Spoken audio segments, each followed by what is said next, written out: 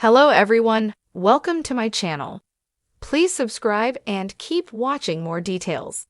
Bold and the Beautiful. Luna takes Will's breath away using Grandma's luring tactics. Next week on Bold and the Beautiful, Luna Nozawa carries out her plan to lure Will Spencer into changing his mind about playing with the bad girl on the CBS soap.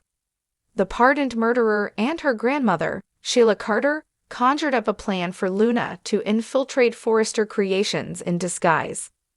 Then Sheila gave her a plan of attack to lure the Spencer son. We saw Luna make her way into the building last week, and the B&B previews suggest it works because she's bouncing around in lingerie for Will next week. Bold and the Beautiful has Will Spencer, Crew Morrow, acting overly right for intimacy, but the girl he professes to love is not ready.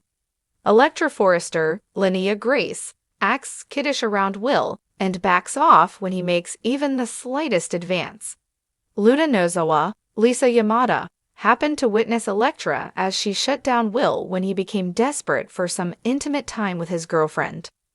The newly pardoned Luna is making it her business to give Will Spencer what he desperately lusts for.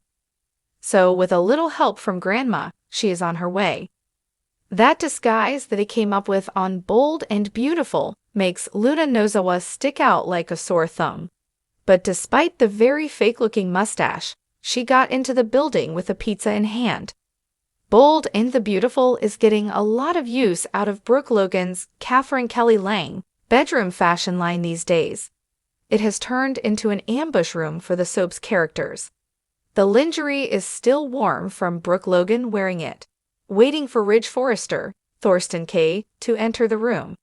But that failed when Taylor Hayes, Rebecca Budig, came in his place. But it looks like Luna has a little more luck than Brooke did. Or does she? So the Bold and the Beautiful preview has Luna looking a bit excited next week, in some risk lingerie for Will. And while the soap didn't show us Will's reaction to this, it is bound to take his breath away, one way or another. Either he is aghast over the gall of this tainted woman to make this seductive play for him at FC with people all around, or he is so frustrated from getting turned down by Electra that he goes for it. And if that's the case, then Luna really takes his breath away.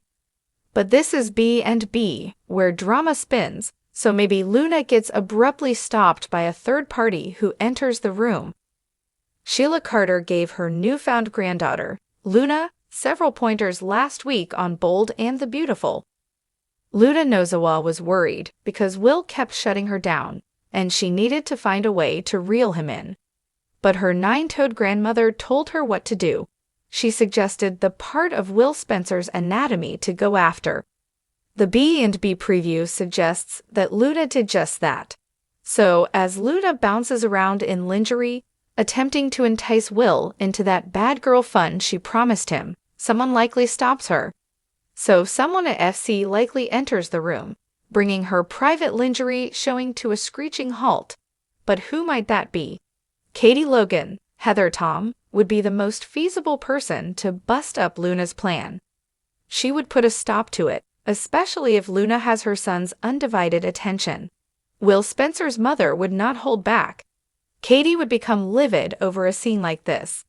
Electra would also be a likely candidate to bust in since she works there. But a scene like that would leave her furious as well. But what if it is Bill Spencer, Don Diamond, who comes by since Will has been ignoring him since finding out he freed Luna? Then that would be a scene to remember. Forrester Creations is filled with people, employees, and guests. So, any one of them could walk through the door as Luna Nozawa tries to fulfill Will Spencer's gently through the Forrester estate's massive glass windows, lighting up the room like a cathedral. Will Spencer stood motionless near the grand piano, his jaw slack, eyes locked on the figure entering the room. Luna Nozawa, radiant in a shimmering champagne silk dress that clung to her like the last summer sunset, paused just long enough to flash a coy smile. A smile Will would swear he'd seen once before, long ago, in a picture of a woman who'd brought empires to their knees. Luna, he breathed, barely audible. She stepped closer. Her heels whispered across the marble floor like a secret. "Hello, Will," she said softly, her voice steeped in something velvet and dangerous. There was something new in Luna, a slow-burning magnetism, a calculated sensuality, something ancient and powerful. Something, In the days since her grandmother Day's surprise arrival in Los Angeles, Luna had changed. She was no longer the soft-spoken intern at Forrester Creations. She was composed, magnetic, deliberate. Day's influence had awakened a dormant part of her, a legacy of manipulation, charm, and unflinching determination that ran through her veins like wildfire. Will, once the golden boy of the Spencer dynasty, had been immune to most. A playboy with a wall of sarcasm, always 5 steps ahead, until now. He was breathless. She didn't need a designer dress or a $1 million setting to catch Will's eye. She had mastered the art of timing, of catching light at just the right moment, of using silence like a weapon, of letting her gaze linger just a second too long. All of it, Day's doing. "Your mother isn't here," he said, stepping closer, unsure whether he was warning her or himself.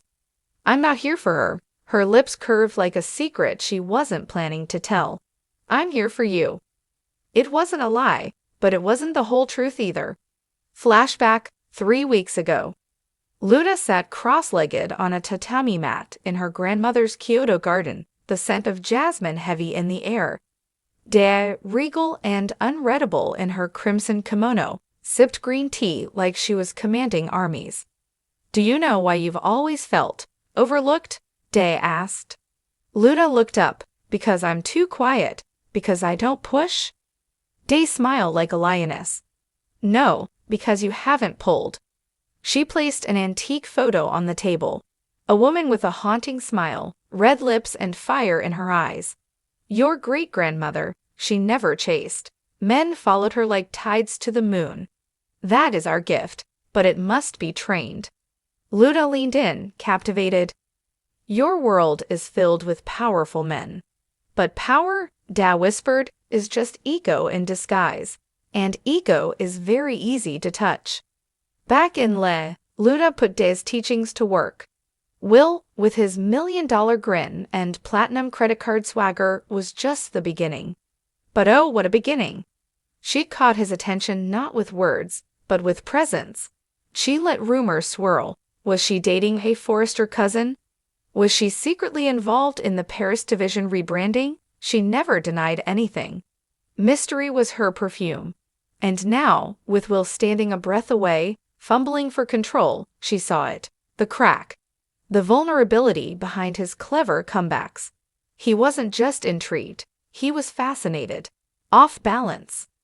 "Are you playing a game with me?" he asked, voice low, but there was a tremble. Luna tilted her head. "Do I look like I need to?" That struck hard. And that was tactic number 3, courtesy of Grandmada. Let him think he's losing control, because he is. Will reached for her hand. It was the first move he made without thinking, which meant she had him. "Why now?" he asked. Luna looked out the window, letting the moment stretch. "Because I'm tired of being predictable. And maybe," she turned, her eyes locked on his, "maybe I'm tired of pretending I don't know what I want." Silence. Thick. Charged. Will's heart was hammering, and for once, he didn't have a single line ready. Meanwhile, across town, Day sat calmly in the Forrester guest house, sipping a warm sake and watching a chessboard. She moved a black queen forward with a soft clack. The butler blinked. "Ma'am?" "Just setting things in motion," she said. The girl needed to remember who she was. The rest will fall into place.